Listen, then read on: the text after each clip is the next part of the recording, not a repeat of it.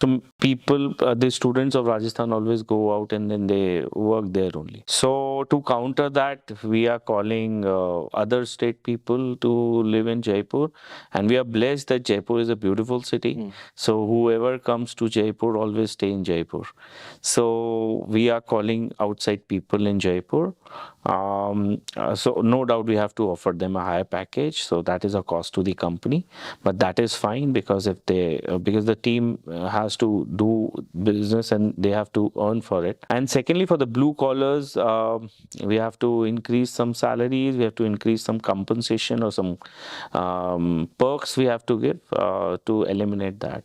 That is the only thing we are doing. There's no issues on the manufacturing side, or is that largely okay in Jaipur? No, manufacturing side, it is a issue while we seek support.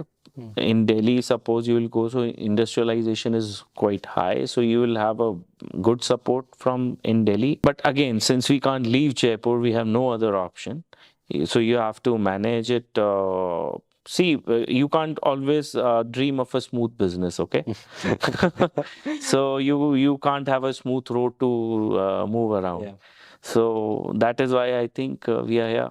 That's a good mentality to adopt, right? Lots of, especially I think younger people, when they get into business, they think about the reward and they don't think about the road to the reward. They're like, I'll make a lot of money easily.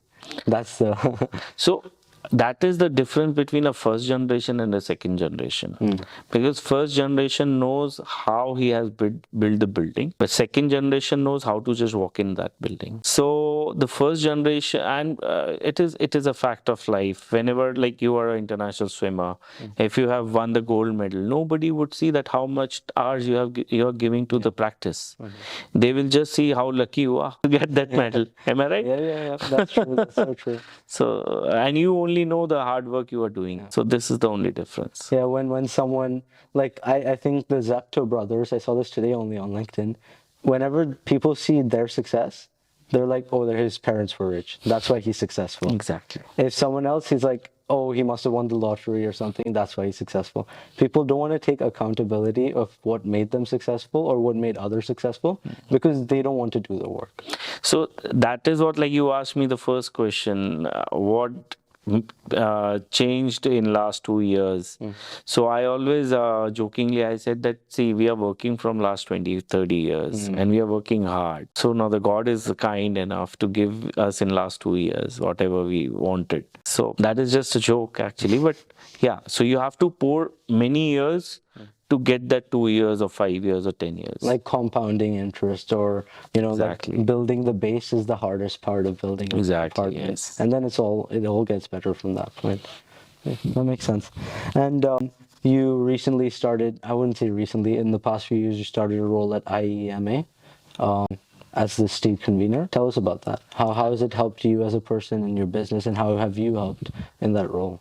Okay, so EMA is basically Indian Association for Electrical Manufacturers. There are almost 900 members, in which L&T is also a member, like Siemens, Schneider, all are members of EMA. And so basically the only benefit we get in while being in EMA is that you are closer to the industry, you are closer to the people, and you work like you work for people, you work for the industry, you are again solving the problem of the industry, not alone, but you are a part of it. So sometimes it feels satisfying that you are not only working for yourself, you are trying to give something to the society. As I told you, it may be industry, it may be society, anyone. How EMA has helped me? So EMA has helped me to become more informed about the industry news,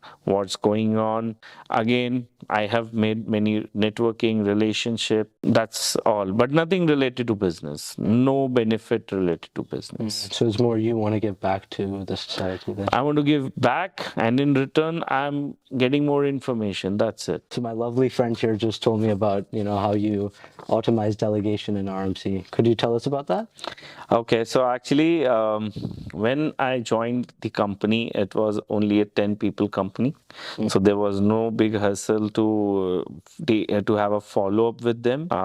When you give them the task, you write it down and just follow it up them. Now we are a 200 people company, white collars, and everybody does not report to me. But I may have some task, or I want them to do the task for a particular time. So what we have done is we have automated the systems. We have prepared the systems and workflows with the turnaround times, in which we have given them the particular in which they have to complete their task. And when I have to give any task to, or I have to assign any task to a person, we have an automated delegation task manager, in which I delegate my EA delegate the task, and then the automated WhatsApp goes to them, and they have to complete, and they have to just complete the task on WhatsApp. And then we have a weekly MIS review with all of them. And we have a numbering system. So anyone who has delayed the task, they will have a less number. That is how we are managing this. And what has that done for the efficiency and productivity at RMC? So when I am saying that we are working on TAT, automatically you have ensured the efficiency, productivity, because the person will not procrastinate. They will do that work. And we have also added some coordinators who are following it up on daily basis, that hey man, your task is getting delayed, you need to complete it. And the KPI for that process coordinator, we call her process coordinator, is that the number of tasks delayed, uh, you will have a 50% of the weightage to that. So that is how we have made some complex culture. That is all software based, so nothing on manual. That's interesting. Because if it is manual, people will not have trust. Okay, that makes sense. I think a lot of businesses are incorporating it nowadays. Yeah, you have to, because you have to manage efficiently. You have to get things from the MNCs. So these type of cultures are there in MNCs, because they record each and everything. We think that big companies does not record, but big companies record each and every transaction. That's right. That's interesting. Okay, so I found this very interesting quote on your LinkedIn. It said, challenges are like a bridge between goals and achievements, which can be won through discipline. Tell us more about what this quote means to you and how it affects your work on a day-to-day basis. So you can understand that if your goal is to reach Delhi, and so you will have various milestones.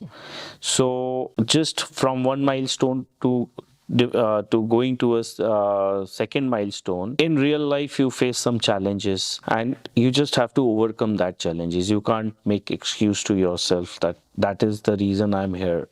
You have to always overcome that challenges. Now, how you can overcome that challenges is to have a discipline, to be in discipline, that you should be consistent enough to work like that each time, every time. You have to deliver yourself. And I would say that you know much better. Yeah. You are a swimmer. I should not tell about this thing to you, because if you will not do 6 hours daily, you are not disciplined. You can't beat people. So I think I'm telling the wrong guy. No, but again,